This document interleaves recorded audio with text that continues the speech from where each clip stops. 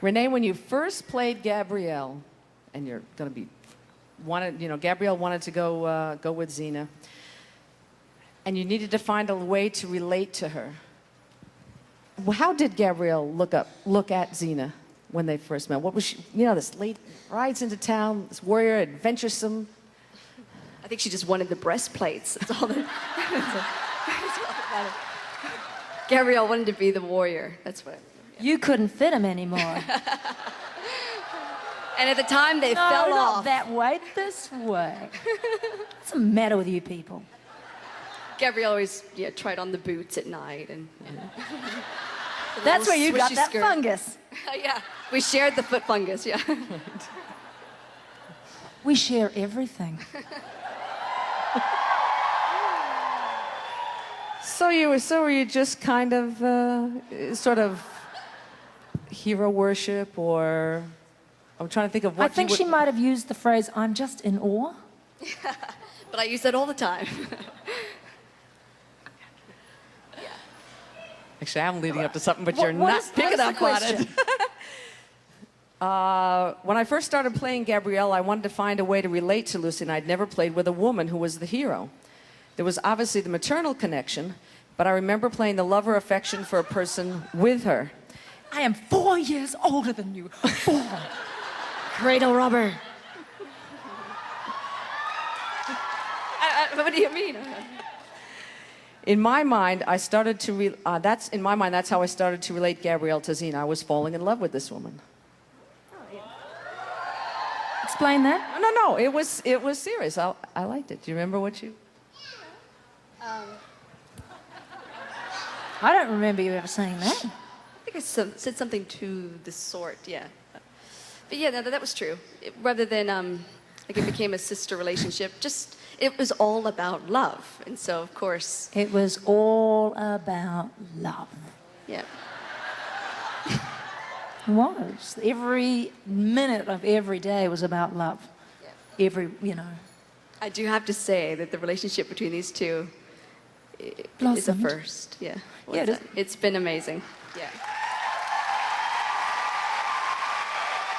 First on TV. Mm-hmm. Yeah.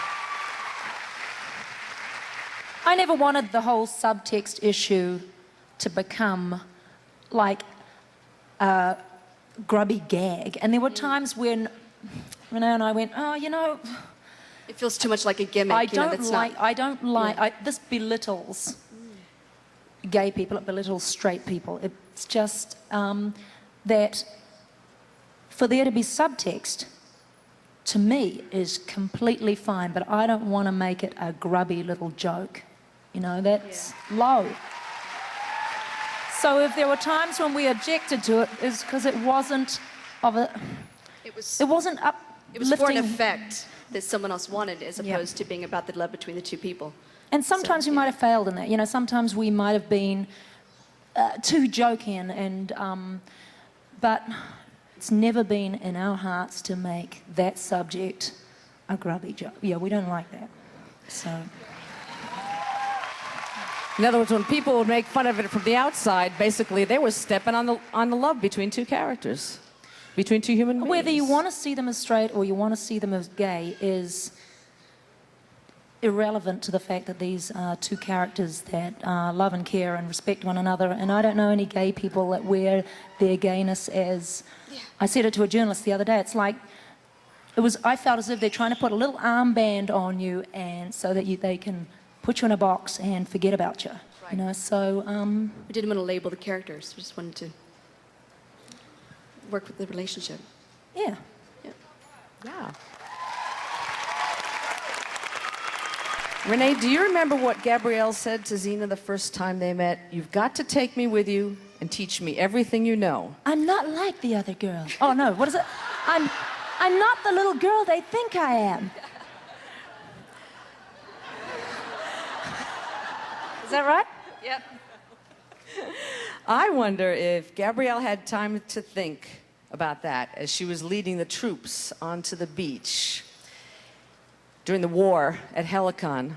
And if she had known what lessons she would learn with Xena, would she make the same choice today to follow the warrior princess? You live by the sword, you die by the sword. She chose the life of being with her best friend Xena, and that obviously affected her.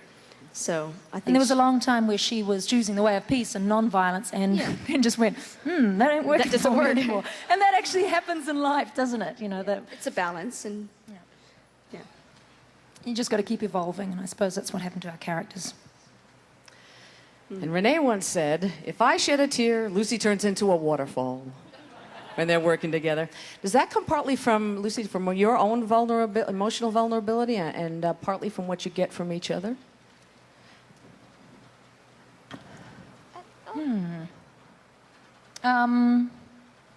it's vice versa too, isn't it? I know that sometimes it doesn't matter if the camera's on either side if we're working in a scene.